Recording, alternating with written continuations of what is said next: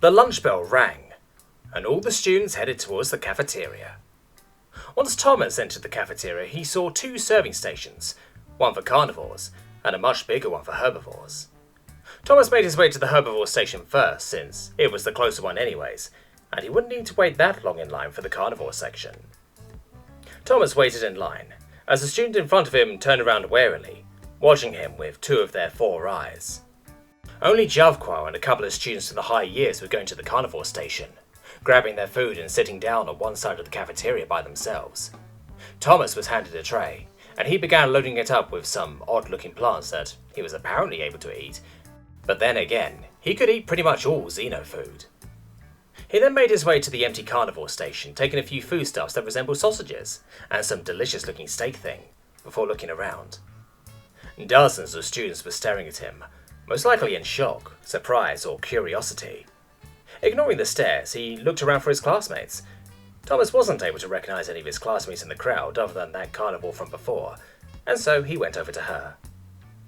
Thomas heard people whispering and gossiping as he walked over to the carnivore side of the cafeteria, and, oh boy, were these Xenos bad at whispering. "Is that a human? Wait, that's the Hellworlder. Watch out, he's getting close. Why is it so short? Do you think it's a female?" There was only one long table for carnivores, with the higher years sitting together on one end and Jeffery all alone on the other. Feeling somewhat sorry for her, Thomas made his way over to her end of the table and sat down, startling the reptilian female. As Jeffery sat at her end of the table, she began to think back on the day so far. To think that she finally had another carnivore in her class was definitely special. But Thomas isn't a carnivore, is he? Thomas is a omnivore? Jeffery thought. Sentient carnivores like herself were rare enough, but to think Thomas was part of the only known sentient omnivore species was something else. She continued to think about Thomas, his surprisingly athletic body, light gold and brown head fur, and blue piercing eyes. Then she looked up, and there he was. He had just appeared as if from thin air in front of her. Suppressing the urge to jump out of her chair, she quickly composed herself.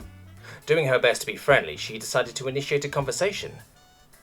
"I hope this doesn't go as bad as the time I tried becoming friends with the herbivores," she thought darkly for a moment. Jeffery seemed to compose herself before greeting him. "Hey, Thomas, good to see you again. You scared me for a moment there," she said casually. Yeah, sorry about that. Anyways, call me Tom, that's what my human friends call me. I prefer it," Thomas said, smiling kindly. "Okay, Tom." Jeffery played with the word in her mouth and started to smile alongside Tom. Looking past Jeffery, he saw that all the herbivores in the cafeteria were staring at them with the expression of fear plastered to their faces. While Tom was digging into his meal, Jeffery asked a question. "Tom, may I ask how your species hunted when you were primitive? It's been plaguing my mind since I first saw you. Sorry if it's an odd question." Tom found it cute when Jeffery was embarrassed before answering. "Humans use something called persistence hunting.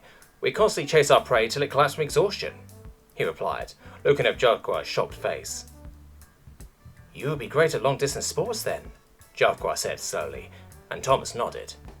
"I guess you could say that," Thomas said wryly, as the two finished the last of their food. They stood up and took their trays to the drop-off table, before Jeffery suggested that they go to one of the garden zones of the institution to talk. Tom reluctantly agreed, following her to one of the emptier garden zones, which soon became completely empty, as a few herbivores there left when they entered. They sat down on a large bench, Jeffery stretching. "So, Thomas, what's your Hellworld planet Earth like?" she asked, when Thomas paused. "Earth has lots of different biomes. There's mountains and valleys, forests, tropical rainforests, deserts, and tundras, and there's seasons that change every few months," Tom continued, as Jeffery listened enthusiastically. "What's your planet like?" Thomas asked Jeffery, and she cleared her throat. "My homeworld is called Kravenka. It's a semi-Hellworld. There's only one biome, a giant temperate forest, and one big ocean. No fancy seasons or anything," Jeffery explained. "Sounds nice. Wouldn't mind visiting at some point," Thomas said, before the bell rang. "Let's head back," Jeffery stated as she stood up, and so did Tom, and they began heading to their next class.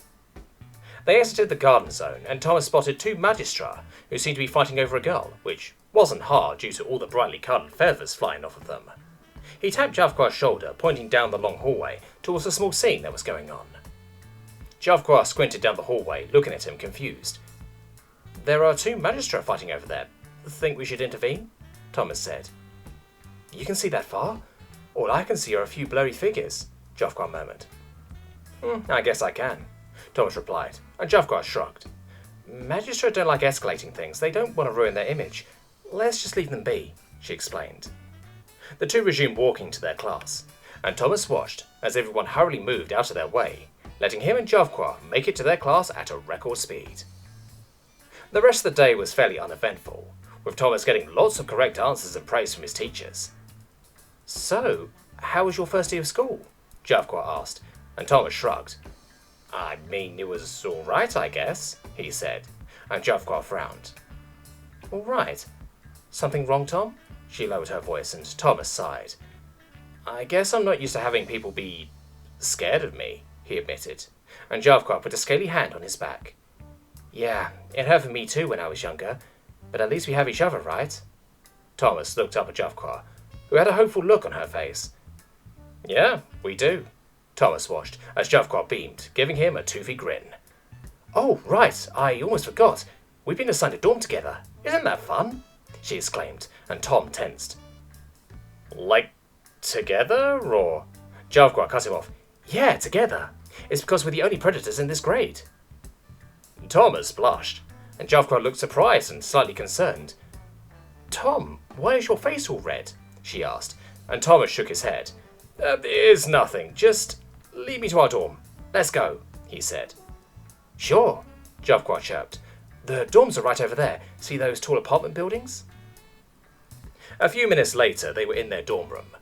It was a pretty spacious place with a simplistic modern design. There were luckily 2 bedrooms, which was a big relief to Thomas, as he had always been one to enjoy his alone time and privacy. Thomas unpacked his bags, personalising his room a little bit. A few posters here, a few books there, and some exercise mats and dumbbells on the floor. Jeffery had already decorated the whole dorm to her liking, since she wasn't expecting a dorm mate. Luckily, she had good taste, changing the white furniture and walls to neutral earth tones via the room settings, along with placing various potted plants here and there. Time passed by quickly, as he and Jeffery finished their homework together before ordering food from the school. Jeffery began to eat something that looked kind of like a ham, only much stringier and darker, along with some weird sauce that smelled faintly of blood. Thomas began eating his own meal, which he had put together carefully, trying to be healthy. Some greens, something that resembled flatbread, and a big fish. Nothing too special. Every now and then he would catch Jeffery taking glances in his direction, mainly aimed towards his food, but on occasion she would stare at him directly, most likely when she thought he wasn't paying attention. After they had finished their food, Tom realised they still had loads of free time before they had to go to bed. Using this knowledge, Thomas decided to introduce Jeffery to the wonders of human cinema. Of course, starting with the classics. As the night went on, Jeffery became more and more immersed by the movies.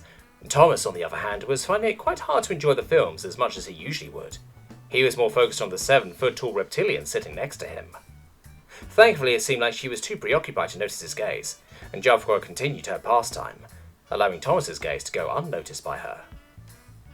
Morning made his presence known to the inhabitant of a very naturally coloured room by unceremoniously blinding the groggy carnivore, forcing a near-silent growl from between her razor-sharp teeth.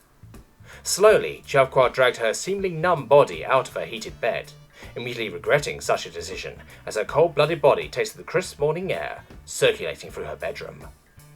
Cursing herself for not setting the timer for her heater, Jeffery stumbled into the dorm to her bedroom. As she opened it, she was bombarded with the scent of sizzling meat and the sound of a soft melody emanating from the kitchen, where she guessed Tom to be.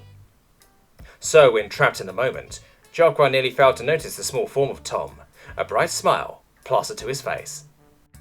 Without saying a word, the cheerful human placed a plate of seemingly human cuisine in her claws. "How are you so awake?" Jeffery groaned, wondering if Tom took sleep-enhancing drugs. "Well, I can run with 5 hours of sleep if necessary, but your school started at midday, letting me get a good amount of sleep, at least by my standards," the human replied, tucking into a plate of his own human food, leaving Jeffery bewildered. claws. Even though Tom should be more out of it than her since he stayed up to watch an extra movie, the human seemed wide awake. Her 6 hours of sleep really wasn't enough for her brain to properly function. So she did the only thing she could, stare blankly into the distance as the mammal continued on his merry way, humming that same beautiful tune.